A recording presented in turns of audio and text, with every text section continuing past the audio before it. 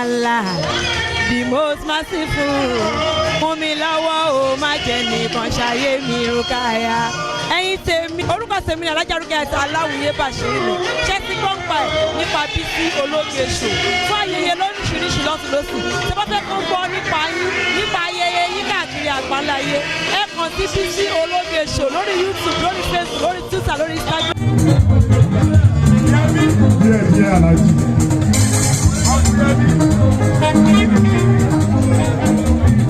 Bàbá Sunday Musiliu 5 and 6 ni mi olúwayé fújì mo dúpẹ́ lọ́wọ́ ẹ̀. Àwọn ti wà tí pẹ́ àtàyè wọn. Mo pẹpẹ sí di ìyá yìí. Yétúndé wù mí, ó ń wò mí, mò ń wò. Lálùdé, mo ṣá. Bá ṣe bẹ̀rẹ̀ kàmpéèrè fún gbogbo ọmọ Nàìjíríà ìwà tẹ́tí kẹ́ gbọ́ wa. Sórí ìdè. Musiliu wà dé sọ́yà. Kò kúkú fowó ṣe é, ìgbà ló jẹsẹ́. Ó ń ṣe fárúgbó, ó ń ṣe fọmọdé, ó ń ṣe fárúgbó. Entertainment industry. Èyí tí òrówó sùgúrù, àyè asán. Èyí tí òrówó àsìpítù, ayédáadé Musiliu àsanwó gbogbo wọn. Ó wá nílò wa láti wá kéde fọmọ Nàìjíríà. Pàṣíwájú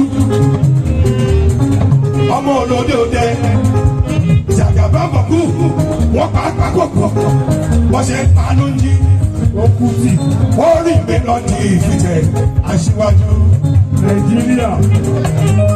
ó pẹ́ gbogbo ẹgbẹ́ múbì oníṣẹ́ àdìbò ń ṣe mọ́lọ́gà ó ti fi búrẹ́dì ó ti fi ránṣẹ́ sẹ́kù tipẹ́tipẹ́ ó ti dandan kápọ̀ mi lò fún ẹ aṣíwájú tiwa. Ọ̀yọ́ máa ń lè fi ṣàṣà ayé Ọ̀yọ́ máa ń lè fi ṣàṣà Musiliu Ọ̀yọ́ máa ń lè akísà Ọ̀yọ́ máa ń lè fi ṣàṣà bàbá méjì Ọ̀yọ́ máa ń lè fi ṣàṣà Musiliu Ọ̀yọ́ máa ń lè fi ṣàṣà Ọ̀yọ́ máa ń lè akísà olúùlú Ọ̀yọ́ máa ń lè fi ṣàṣà. Àyùgbà wa nínú kọ́rọ́. Kò sáyè. Aṣíwájú wálé mi lọ́jọ́ kan kò ráyè wọlé. Lóde. Inú bọ̀mọ̀ lóde náà. Inú bí president elect kò wọlé sílé mi. Ó wá pè mí lórí fóònù. Ẹ lọ́wọ́ sí o. Ṣé wọn náà fẹ́ ṣe kíní kan lulẹ̀, ṣe kéje kan lulẹ̀? Wọ́n ṣe kátà kan lulẹ̀ kó wá máa sọkún lórí tẹlifíṣàn. Àbá ti wà níwájú géètì àrígẹ̀dú àgbélọ́wọ́. Mi ò ní dé tí Manu rí àyídé. Ẹ bèrè lọ́wọ́ Arúnà Ṣọlá. Musiliu mi. Tó bá dàbí rán. Tó bá délé mi nìjẹ̀bú. Ó lè rí kẹ́tì Manu kankan. Ẹ mọ̀ ní. Remote control ni mo fi ń ṣí géètì ilé mi. Mo gbọ́dọ̀ àjíbi kẹ́ fún torí ọlọ́wọ́ bá ọmọ tàbá dọwọ́ sí ní kẹ́ ẹ̀mú débi ẹ má kí á dọwọ́ sí nípa ẹ̀fọ́rọ̀ bó ṣe rí torí ọlọ́wọ́ mọ òun wọ̀nù.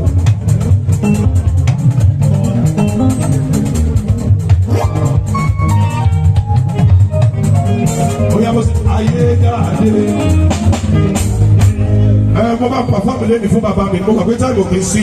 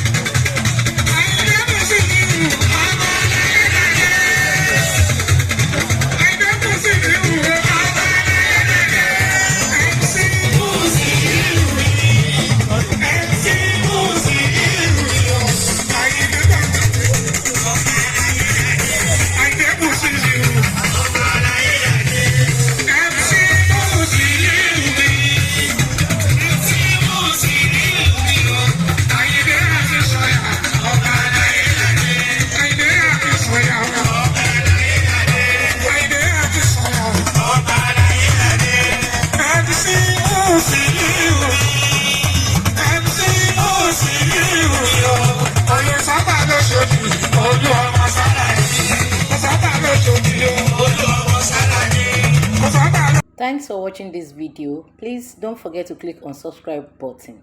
Kindly comment and share. We drop new videos daily. Thank you. God bless you.